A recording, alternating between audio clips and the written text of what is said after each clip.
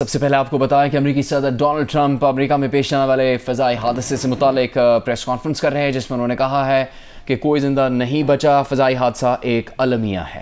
Planes pouring into our country, pouring into a little spot, a little dot on the map, a little runway.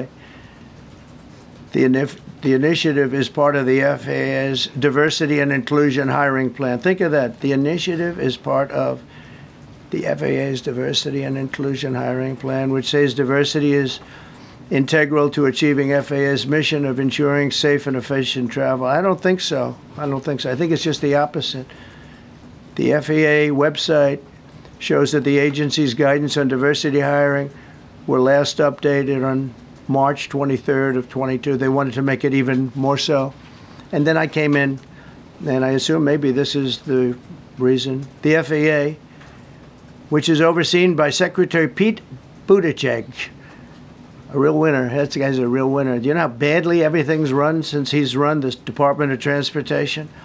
He's a disaster. He was a disaster as a mayor.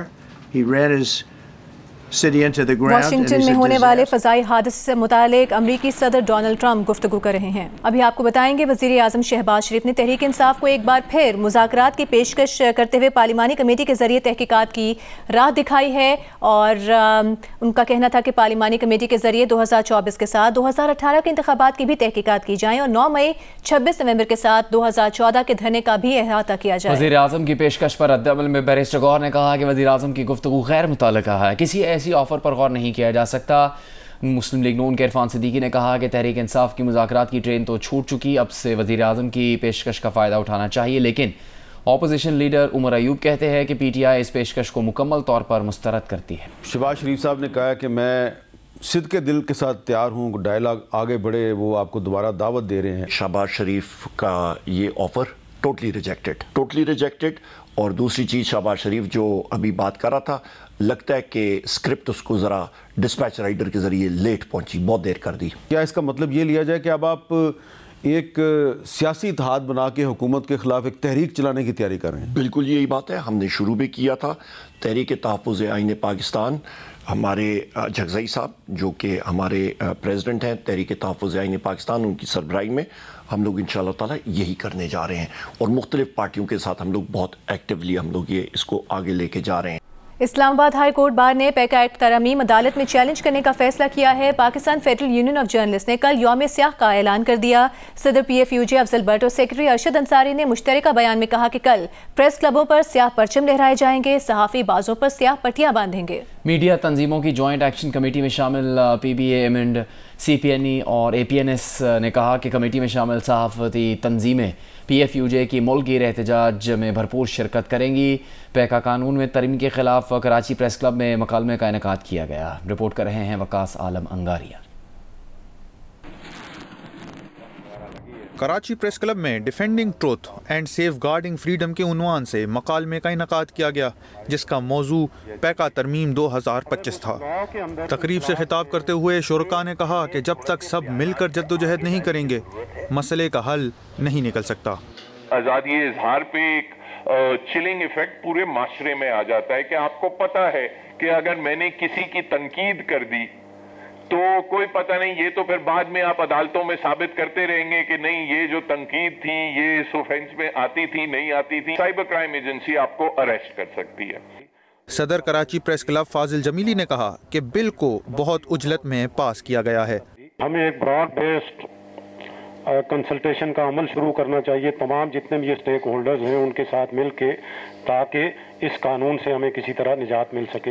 مکالمے کے مہمان خصوصی سابق chairman senate رضا ربانی تھے، جنہوں نے کہا کہ پارلیمان قانون سازی کے حوالے سے اپنی وقت کھو چکا ہے۔ افسوس کی بات ہے کہ پارلیمان کے اندر کوئی بھی بل ہو، چاہے وہ اہم ہو چاہے وہ غیر اہم، اس کے اوپر ڈسکشن نہیں ہوتی۔ پروگرام میں امنڈ کے صدر اظہر عباس سمیت پی ایف یو جے، کے یو جے اور دیگر تنظیموں، صحافیوں اور سول سوسائٹی سے تعلق رکھنے والے افراد نے شرکت کی۔ کیمرامین شاہد اسماعیل کے ساتھ وقاص عالم انگاریہ، جیو نیوز، کراچی۔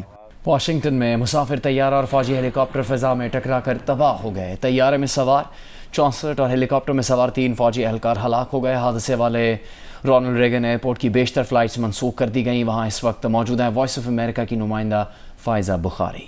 اس ایئرپورٹ کے حوالے سے ایک بڑا کنسرن ہمیشہ سے یہ رہا ہے کہ یہاں کی جو ایئر سپیس ہے وہ بہت زیادہ بزی ہے, بہت زیادہ کنجسٹڈ رہتی ہے, کیونکہ یہاں پر نہ صرف مسافر طیارے بلکہ بہت سے مختلف طرح کے ہیلی کاپٹرز جو ہیں وہ بھی استعمال کرتے ہیں اس ایئر سپیس کو.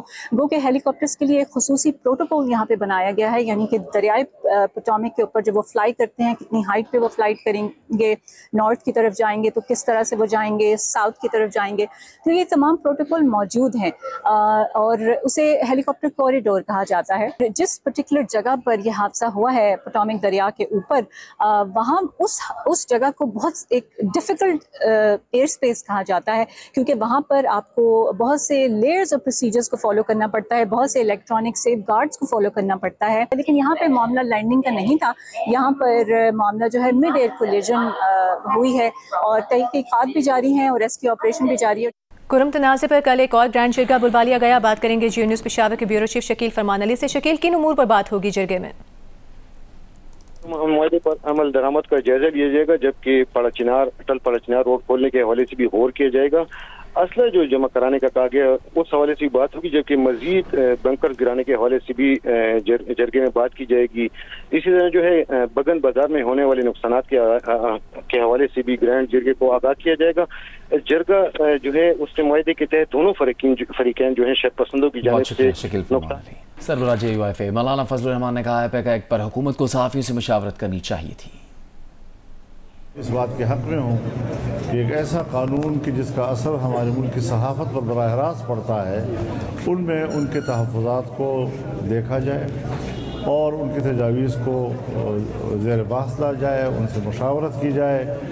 باقی تو جس خرابیوں کا وہ ازالہ کرنا چاہتے ہیں, سوشل میڈیا کی خرابیوں کے ازالے میں ہمارا کوئی اختلاف نہیں ہے اور خود صحافیوں کا بھی اختلاف نہیں ہے.